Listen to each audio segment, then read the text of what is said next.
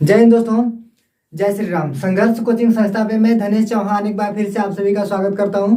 दोस्तों, आज मैं आप सभी को वॉइस पढ़ाने वाला हूं। इससे पहले मैंने आप सभी को प्रेजेंट टेंस से संबंधित जितने भी एक्टिव वॉइस और पैसिव वॉइस के एग्जाम्पल थे, मैंने रूल सहित आप सभी को पढ़ाया था। और दोस्तों, इस बार मैं आप सभी के बीच में लाया हूँ पास्ट कंटिन्यूअस का सिंपल सेंटेंस, जो कि आपको एक्टिव वॉइस और पैसिव वॉइस में मिलेगा एग्जाम्पल सहित। ठीक है दोस्तों, तो चलिए ज़्यादा देर ना करते हुए अपनी क्लास को शुरू करेंगे। वैसे तो बहुत विलंब हो चुका है। देखेंगे दोस्तों, पास्ट कंटिन्यूअस टेंस में हम देखेंगे कि एक्टिव वॉइस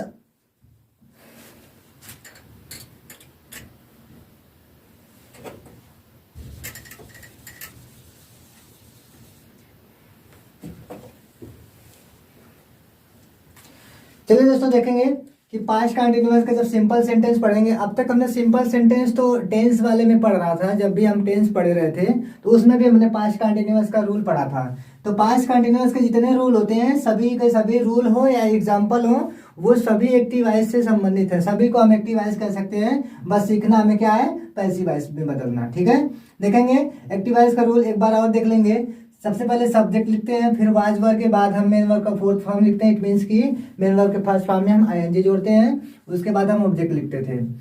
देन अब देखेंगे हम कि जब इसका पैसिव वॉइस बदलेंगे, तो इससे पहले भी हमने कई सारे रूल आप सभी को पढ़ाए थे। अगर आप लोगों ने इस वीडियो को देखा होगा तो आसानी से समझ में आ जाएगा, वरना आप देख लीजिए कि सबसे पहले हम ऑब्जेक्ट को लिखेंगे, फिर उसके बाद वाज वर्ब का प्रयोग करते हुए हम बीइंग का प्रयोग करेंगे। ठीक है, जैसे प्रेजेंट कंटिन्यूअस के सेंटेंसेस में हम इज एम आर का प्रयोग करते हुए बीइंग का प्रयोग किए थे ना, उसी तरह से इसमें भी करना है बीइंग का प्रयोग कंटिन्यूअस के लिए। देन उसके बाद हमको लिखना है मेन वर्ब का थर्ड फॉर्म, फिर उसके बाद बाय लगाते हुए सब्जेक्ट को लिखेंगे। ठीक है दोस्तों, चलिए अगर आपको आपने पिछला वीडियो नहीं देखा हो तो आप पिछले वीडियो में जा करके देख लीजिएगा, ताकि बढ़िया तरीके से सब चीज़ें समझ में आ जाए। आगे देखेंगे कि हम थोड़ा एग्जाम्पल की मदद समझेंगे तो ज़्यादा बेटर तरीके से समझ पाएंगे। चलिए देखें कि यहाँ पर एक एग्जाम्पल हमारे पास है। A girl was reading a book sitting under the tree. करा कि a girl was reading a book sitting under the tree. तो सबसे पहले हम लिखेंगे इसमें ऑब्जेक्ट हमारा है दोस्तों अ बुक। लिखेंगे अ बुक वाज, इसके बाद लिखेंगे बीइंग। हमने लिखा ऑब्जेक्ट अ बुक, उसके बाद हेल्पिंग वर्ब का प्रयोग किया वाज वर्ब में से किसी एक का, यानी कि अ बुक वाज, उसके बाद बीइंग मेन वर्ब का थर्ड फॉर्म लिखना है। A book was being read का थर्ड फॉर्म, और first form second form third form सब वही होता है। ठीक है दोस्तों, लिखेंगे read. A book was being read. उसके बाद कह रहा है कि बाय लगाते हुए सब्जेक्ट को लिखना। सब्जेक्ट क्या है, एक गर्ल है ना, a girl. A book was being read by a girl sitting under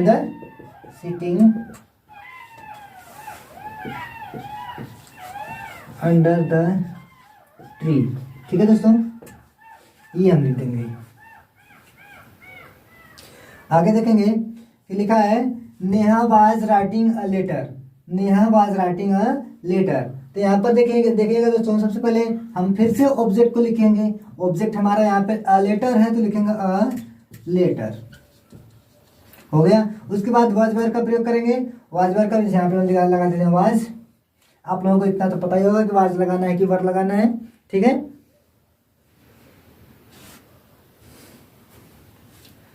लिखेंगे अ लेटर वाज, फिर उसके बाद लिखेंगे being. A letter was being, main verb का थर्ड फॉर्म लिखना है। राइटिंग का थर्ड फॉर्म क्या होगा भैया, क्या होगा,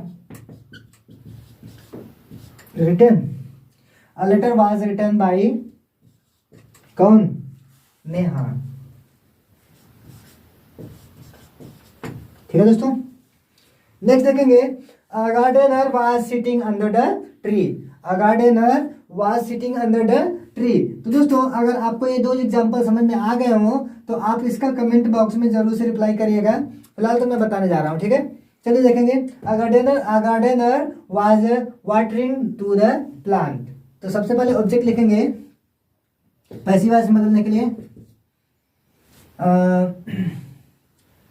the plant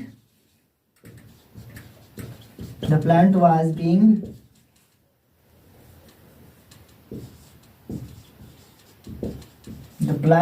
being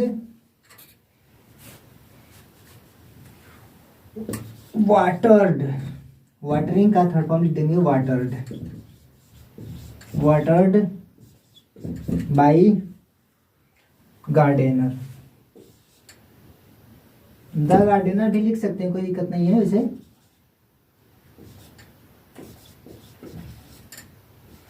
gardener. A plant was being watering by gardener. ठीक है दोस्तों, अभी दोस्तों हमने सीखा है सिंपल सेंटेंस को। ठीक है, अब हम देखेंगे अगली बार कि पास्ट कंटिन्यूअस का जब नेगेटिव सेंटेंस रहेगा तो हम उसके बाद उसमें पैसिव वॉइस बदलने के लिए कौन कौन से रूल का प्रयोग करेंगे। ठीक है दोस्तों, वीडियो में बने रहिएगा, हम इसी वीडियो में आप सभी को बताने वाले हैं।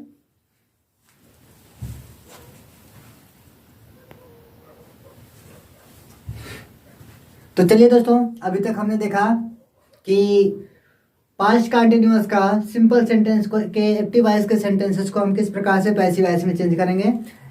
इतना तो हम देख लिए हैं। अब हम देखेंगे कि पास्ट कंटिन्यूअस का नेगेटिव सेंटेंस के हम सेंटेंसेस को हम किस प्रकार से ट्रांसलेशन करेंगे। तो दोस्तों उसको ट्रांसलेशन करने के लिए हमारे पास एक और नियम मिल गया है। नियम तो हम एक्टिव वॉइस का पढ़ ही चुके हैं, यहाँ हम लिख दे रहे हैं एक्टिव वॉइस, ताकि आपको समझ में आए कि कौन सा एक्टिव वॉइस का और पैसिव वॉइस का है।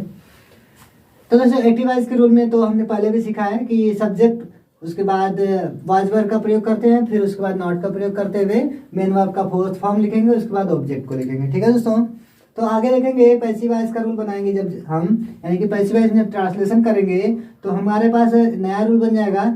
ऑब्जेक्ट लिखेंगे सबसे पहले, फिर उसके बाद वॉइस वर्ब का प्रयोग करेंगे, फिर नॉट का प्रयोग करेंगे, उसके बाद बीइंग का प्रयोग करते हुए दोस्तों मेन वर्ब का थर्ड फॉर्म, फिर बाय लिखेंगे, उसके बाद सब्जेक्ट लिखेंगे। ठीक है, तो चलिए कुछ एग्जांपल के थ्रू हम समझेंगे कि Radha was not reading newspaper. ये नेगेटिव सेंटेंस का, पास्ट कंटिन्यूअस नेगेटिव सेंटेंस का जो दोस्तों एग्जांपल है एक्टिव वॉइस का। ठीक है, अभी हमको इसको पैसिव वॉइस में चेंज करने के लिए क्या करना पड़ेगा। सबसे पहले हम इस रूल को फॉलो करेंगे, उसके बाद हम देखेंगे इस रूल के अकॉर्डिंग क्या दिया है। ठीक है, कह रहा है कि रूल में वो कह रहा है कि सबसे पहले हम ऑब्जेक्ट को लिखेंगे। ऑब्जेक्ट हमारा है, ऑब्जेक्ट क्या है, न्यूज़पेपर है, तो लिखेंगे द न्यूज़पेपर, या न्यूज़पेपर डायरेक्टली लिख सकते हैं क्योंकि एग्जांपल में द नहीं लिखा गया है। न्यूज़पेपर वाज नॉट, हमने ऑब्जेक्ट लिखा, उसके बाद वाज वर्ब का प्रयोग किया, उसके बाद हम नॉट का प्रयोग करेंगे, फिर उसके बाद बीइंग का प्रयोग करेंगे, बीइंग, फिर कह रहा है मेन वर्ब का थर्ड फॉर्म लिखने के लिए न्यूज़पेपर वाज नॉट बीइंग, और यहाँ पे वर्ब रीड है, रीड का थर्ड फॉर्म भी रीड बनाएंगे। Newspaper was not being read by, उसके बाद थर्ड फॉर्म के बाद बाय लिखने के लिए बोल रहा है तो बाय लिख देंगे। उसके बाद कह रहा है सब्जेक्ट लिखो, सब्जेक्ट हमारा यहाँ पर क्या था, राधा, तो यहाँ पर हम राधा लिख देंगे। दोस्तों अगर राधा की जगह पे मान लीजिए कि अगर ही या सी रहता, ही मान लो हम ही लगा रहे हैं, तो अगर वहां पे हमने सब्जेक्ट की जगह पे कह रहा है कि रूल में कह रहा है सब्जेक्ट लिखो, तो हम यहाँ पर ही लिखा गया सब्जेक्ट, तो इस सब्जेक्ट को हम यहाँ पे वापस ही नहीं लिखेंगे, ही के बजाय हम इसको हिम लिख देंगे। ठीक है, हिम, और सी रहेगा तो हर। ठीक है, और हमने इस तरह के सब्जेक्ट को ऑब्जेक्ट में बदलने की प्रक्रिया को हमने आप सभी को बताया हुआ है। पिछले वीडियो में जाकर के आप देख लीजिएगा, समझ में आ जाएगा। नहीं आएगा तो आप कमेंट बॉक्स में बताइएगा, नया वीडियो बना करके आपके सामने पेश करेंगे। ठीक है दोस्तों, चलिए हम अगले एग्जाम्पल की तरफ देखते हैं। अगला एग्जाम्पल हमारा है Mohan was not looking me. Mohan was not looking me. Okay, तो क्या करेंगे, सबसे पहले ऑब्जेक्ट लिखेंगे। ऑब्जेक्ट हमारा क्या है, लास्ट में मी है। ठीक है दोस्तों, जैसे हमने बताया था आपको ही का हिम या हर में बदलने के लिए सी का, उसी तरह से यहाँ पर मी है, तो हमने बताया था आपको पिछली वीडियो में आई का मी होता है, तो अब हम मी को आई में चेंज करेंगे, यानी कि उल्टा ला रहे हैं, जब भी हम मी को इधर ला रहे हैं तो आई बन जाएगा।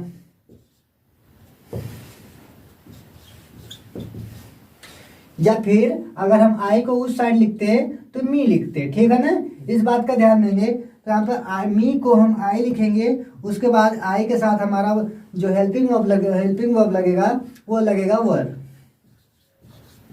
आई were not being, okay. I were not being, I यानी कि ऑब्जेक्ट में लिखा सबसे पहले, यहाँ पर ऑब्जेक्ट मी था तो इसको हम आई में चेंज कर दिए। उसके बाद हेल्पिंग वर्ब का प्रयोग किए, वॉइस वर्ब में से वर का प्रयोग किए। उसके बाद नॉट का प्रयोग करें, उसके बाद हम बीइंग का प्रयोग करेंगे, प्रयोग कर लिया। उसके बाद करें मेन वर्ब का थर्ड फॉर्म लिखने के लिए। मेन वर्ब का वर्ब क्या है इसमें, लुकिंग, मतलब देख रहा है। तो चलो इसमें देखते हैं, देख रहा था, लुक को लुक्ड बना देंगे, लुक को लुक्ड बना देंगे। उसके बाद कह रहा है कि बाई लिखो, लिख दिया बाई। तो फिर कह रहा है कि सब्जेक्ट लिखिए, सब्जेक्ट यहाँ पर क्या है, मोहन, मोहन को मोहन ही लिखेंगे, ओके। ओके दोस्तों, नेक्स्ट देखेंगे अगला एग्जांपल हमारा। आपको दिखाई दे रहा है कि नहीं कैमरे में? दिखाई दे रहा है।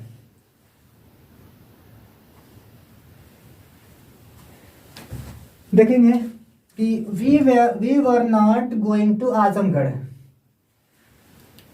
देखेंगे सबसे पहले लिखेंगे आजमगढ़, पैसिव वॉइस बताएंगे तो ऑब्जेक्ट हमारा आजमगढ़ है, आजमगढ़ लिखेंगे, हो गया आजमगढ़। उसके बाद करें वाज वर्ब का प्रयोग करेंगे, वाज वर्ब का, Azamgarh was not being, Azamgarh was not being. उसके बाद कह रहा है मेन वर्ब का थर्ड फॉर्म, यहाँ पे गो है, गोइंग है तो गोन बना देंगे। हाँ, Azamgarh was not being gone by, gone by कौन, कौन नहीं जाता है, वी को हम जब ऑब्जेक्ट की जगह पे लिखेंगे, हम वी को, जरा ध्यान दीजिएगा, अगर हम वी को ऑब्जेक्ट की जगह पे लिखेंगे तो अस का प्रयोग करेंगे, ठीक है। क्यों लिखेंगे, क्यों लिखेंगे? चलो मान लेते हैं एक सीएम की कुर्सी है और एक पीएम की, ओके। जब सीएम भैया फिर से इलेक्शन लड़ेंगे, अगर गलती से पीएम बन गए तब इनको लोग पीएम का सम्मान देंगे ना, लोग पीएम वाला रिस्पेक्ट देंगे ना इनको। ऐसा तो नहीं ना कि कहेंगे पिछले साल तुम सीएम थे तो हम तुमको सीएम वाला रिस्पेक्ट देंगे, तब तो थोड़ा पदवी बढ़ जाएगी। तो भैया पदवी बढ़ जाएगी तो सम्मान भी बढ़ जाएगा, सम्मान बढ़ जाएगा तो वी को हमास बना देते रहे। चलो भैया सीएम से पीएम हो गए, ओके। तो सो